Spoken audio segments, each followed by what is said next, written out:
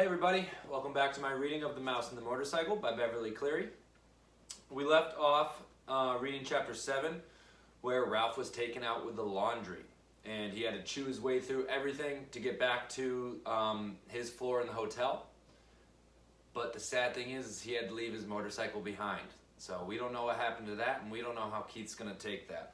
So let's see what happens to Ralph and see if he ends up getting that motorcycle back. Chapter 8 is called A Family Reunion. The next thing Ralph knew, his mother was shaking him by the shoulder. "Wake up," she said. "Ralph, wake up. Room service has brought us another meal." Room service? Ralph rubbed his eyes, not believing what he had heard. Room service has brought our dinner? Yes, a real feast. A whole blueberry muffin and a chocolate chip cookie, said Ralph's mother. "Get up, we are having a family reunion." It all came back to Ralph. "Oh, room service," he said, understanding at last. "You mean the boy Keith." "He is room service to me." Ralph's mother sounded happy and carefree.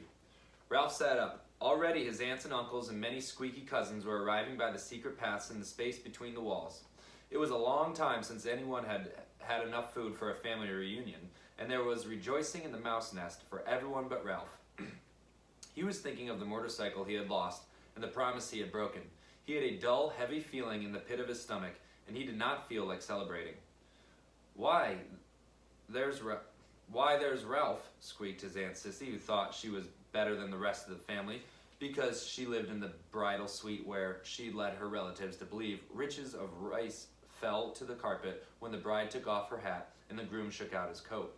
The rest of the family knew Aunt Sissy was not as grand as she pretended to be because very few brides and grooms came to this hotel these days. "My, how you've grown."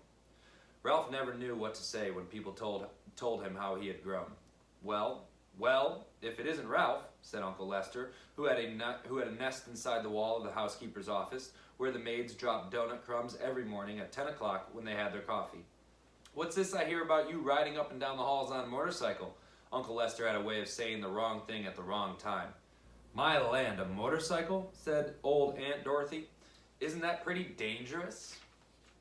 "Wouldn't mind riding one myself if I were a few years younger," said Uncle Lester. All the little cousins came crowding around Ralph. "Show us your motorcycle," they squeaked. "We want to ride it. Come on, give us a ride on your motorcycle." "Ralph, huh? Ralph? Come on, Ralph, please." Ralph knew he was expected to be polite to all his relatives, even the squeaky little cousins. "Well," embarrassed and ashamed, he looked down at the floor. "I sort of lost the motorcycle in a pile of sheets and pillowcases." "Lost the motorcycle? Oh, Ralph," cried his mother, genuinely alarmed. Ralph knew what she was thinking. Did this mean the end of room service? Did she have to go back to pilfering crumbs for his brothers and sisters? "That's a young mouse for you," said tactless Uncle Lester. "Can't take care of anything. If anybody asks me, I think it's a good thing he lost it," said Aunt Dorothy. "Riding a motorcycle is just plain foolhardy." All the little cousins looked disappointed and sulky. "I don't think he ever had a motorcycle," said one. "I bet he just made it up," said another, and the rest agreed. Ralph felt terrible. The family reunion swirled on around him. The muffin and cookie were divided. Cousins fought over the blueberries. Uncles, usually overweight uncles, asked for second helpings. Everyone talked at once. The little cousins finished their dinner and went racing around the mouse nest. The aunts and uncles raised their voices to be heard above the racket their children made. Suddenly, there came from the knothole a noise that drowned out the squeaks and squeals of young mice at play. "Shh!" Not a mouse moved. They looked at one another, too terrified to speak. "Psst! Hey, Ralph, come on out," whispered Keith at the entrance of the mouse nest. Ralph's mother gave him a little shove, but no one spoke. With heavy feet, Ralph walked to the knothole, but he did not go out into room 215. "What do you want?" he asked. "You and your family better be quiet in there or my mother will hear you. You know how she is about mice," Keith said. "I don't know why people say things are as quiet as mice. You sound like a pretty noisy bunch to me." Behind Ralph, his relatives began to tiptoe quietly away to their own homes, leaving his mother to do all the cleaning up. "Did you have a nice picnic?" Ralph asked, dreading what he must tell the boy. "Yes, we saw an old mining town with a real jail with bars on the windows." Keith reached into his pocket and pulled out something curved and hard and white with a rubber band fastened to it with a piece of Scotch tape. "I brought you a present," he said. "Come on out."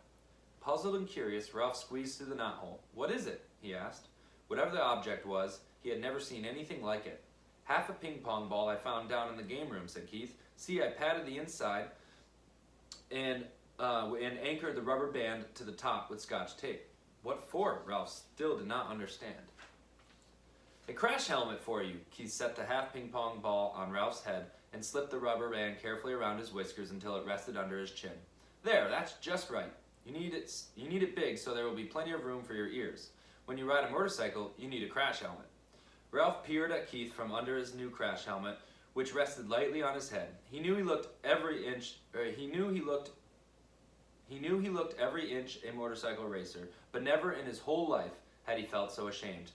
He longed to crawl off into his hole and never face Keith again, but his conscience, which until now he did not know he had, would not let him. There was nothing to do but stand there in his fine new crash helmet and confess. You might as well know, he told Keith. I lost the motorcycle. Lost the motorcycle? Keith, who had been kneeling, sat back on his heels. But how? I rode it by mistake into a pillowcase in a heap of linen on the floor, and it got dumped into the laundry hamper, confessed Ralph. You rode it into the pillowcase, repeated Keith, but you weren't supposed to ride it in the daytime. You promised. I know, agreed Ralph miserably. I didn't exactly mean to ride it. Well, you see, the maid was vacuuming under the bed, and I... began Ralph, and stopped. Oh, what's the use? I wrote it and I lost it, and it's probably gone to the laundry by now, and I'm sorry. The boy and the mouse were silent. Both were thinking about the little motorcycle, with its clean lines and pair of shining chrome exhaust pipes. That motorcycle is my very most favorite of all my cars, said Keith. I saved my allowance and bought it myself. Ralph hung his head in his crash helmet. There was nothing more he could say. It was a terrible thing he had done. I guess I should have known you weren't old enough to be trusted with a motorcycle, said Keith. The boy could not have said anything that would hurt Ralph more. That is the end of chapter 8. So Ralph told Keith that he lost the motorcycle, and Keith's not too happy, which makes sense, but Ralph feels really bad about it. So in chapter 9, hopefully we'll see Ralph do something about this situation to try and make it better for Keith. But you'll have to listen into my next video to find out what happens. Thanks for listening, guys. Have a good one.